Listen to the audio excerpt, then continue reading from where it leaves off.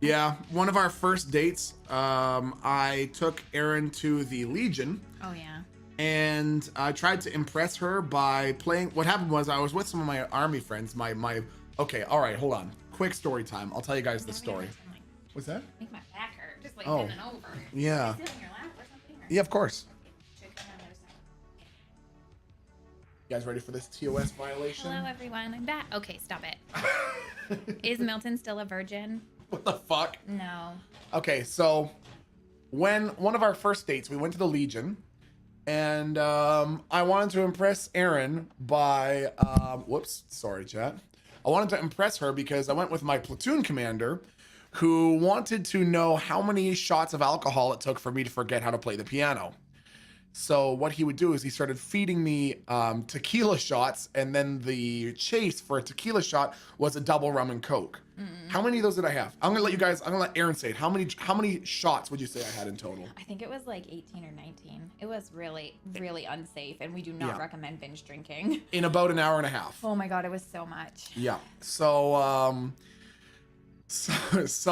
after that many shots in about an hour and a half, we left, and my platoon commander, who was also drinking casually throughout the night and was now very drunk, was like, hey, Erin. Like a sport. He was like, hey, Private Milton, would you mind if your girlfriend drove me back to my house? And we were like, yeah, sure. I didn't have anything to drink. Yes, she was totally sober. 100% sober. She was the DD. I was. So we drove him back to his house. We get to my platoon commander's house, and he turns around and looks at me and says, Private Milton, run. And I was like, what's that, Master Corporal? And he says, run. And I said, you got it. So I opened the door to her car, and I just started sprinting into the middle of this tiny fucking town in Manitoba, population 500.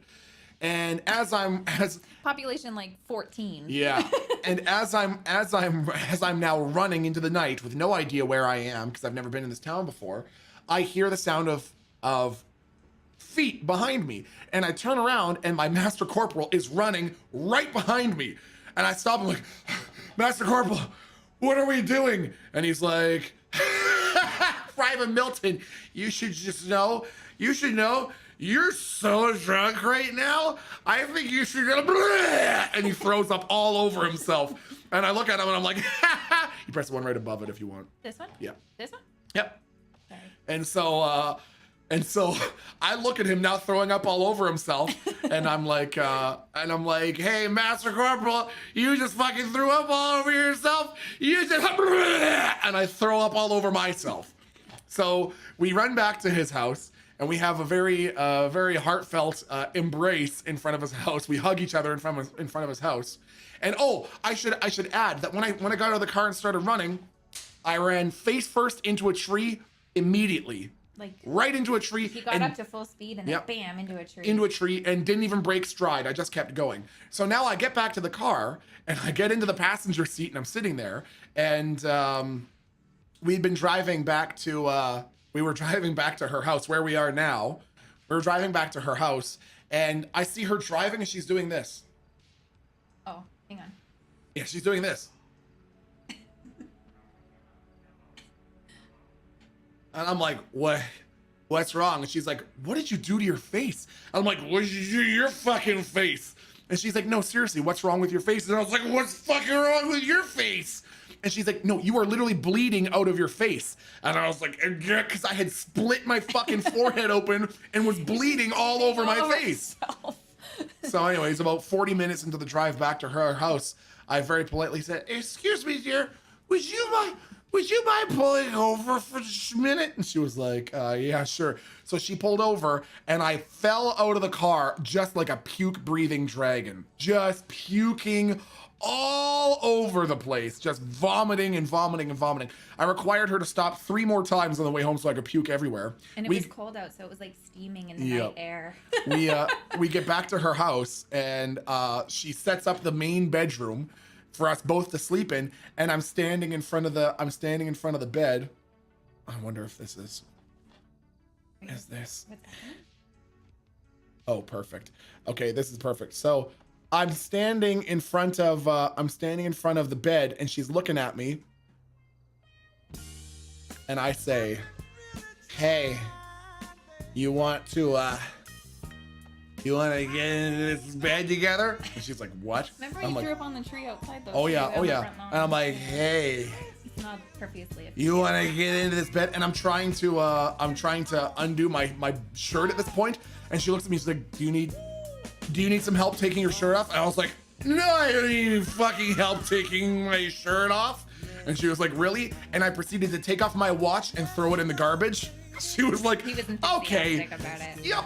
So she helped me take off my fucking shirt and then pushed me onto the bed where I fell across diagonally and immediately fell asleep. And she had to sleep in the guest room. I did. Because I was unconscious, 240 pounds at that point. That was what at the peak of my bodybuilding and powerlifting career. And so I was just 240 pounds of fucking beef laying on the fucking bed. And I had to roll him into the recovery position and put a towel down. Yeah. He didn't throw up in the night though. You were all no, yeah, no, I was all right. So anyways, there's a little story for you. Embarrassing moment? I don't know about most embarrassing, but that's one of them. Yeah. And that was like 2 weeks after dating. So yeah, that's true. Yeah. Yeah. Can we see a photo of you buffed? Oh yeah, you have a photo. Oh, hold on. Because first of all, we had someone coming in. Matt's TV said, "Wake me up when they're done, resident sleeper face." Well, guess what? If you don't want to hear stories about me and Erin, I've got a message for you.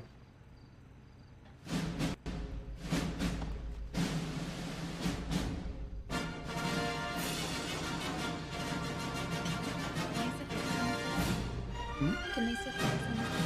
Yeah. We are not married. We are common law.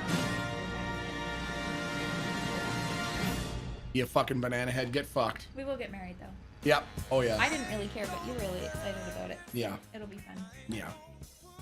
What is your favorite number? Well, my favorite number is 1. But I'm not sure. Do you have a favorite number? Okay. All right, time to get back to the role play. Hey, this has been great though. This is everyone say bye to Erin. Say bye forever. Bye forever, Erin. Bye. You got a nice booty. I want to eat that shitter like an apple fritter. The look that she is giving me right now. Remember that time we were at a really nice wedding and I told you to motorboat my back? Yep, that did that did happen. That also did happen. That's something that I'm getting used to that I've never had to deal with before. Her parents all the time will look at me, like we went to visit them in Florida, and they will regularly look at me and they'll be like, "Boy, can't wait to have some grandkids." And I'm like, you are asking me to fuck your kid. Like, babies don't just pop out of nowhere. You are saying that I need to fuck Erin. Are you aware of that? This is an uncomfortable discussion to have. They are. They are getting desperate. It's true. That's because none of us. How many siblings are there? You've got 1 and I've got 4. Yep. And there are no children. Yep. Family. I'm the youngest. Yep. For you, actually. Okay.